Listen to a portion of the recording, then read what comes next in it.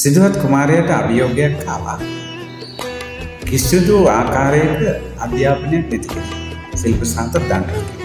සුකුමාලව හැදිච්ච කෙනෙක් කියලා.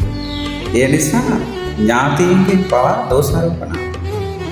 සිදුහත් කුමාරයා කල්පනා කළා මම මේ දෝෂාරෝපණ වලට උත්තර දෙන්න ඕනේ. උත්තර දෙන්නේ මං ඉගෙන ගත්ත දේ.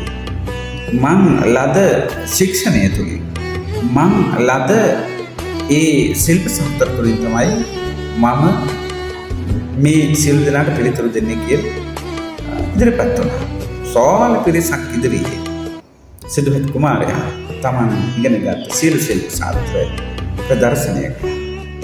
ඒක හරියට ජීවිතයේ කැඩපතකින් දැක්කා වගේ සියලු දෙනාම සතුටටපත් වුණා. අපිටත් අපි ජීවිතයේ ඒ හැකියාව තියෙන්න ඕනේ. අපි ඉගෙන ගත්ත දේ අපි ප්‍රගුණ කළ දේ මේ සමාජය තුළදී යම් මොහොතකදී යම් ස්ථානයකදී යම් අභියෝගයකදී ප්‍රකාශ කරන්න ඉදිරිපත් කරන්න ඒ අභියෝගය ජය ගන්න අපිටත් පුළුවන්කම තියෙන්න ඕනේ.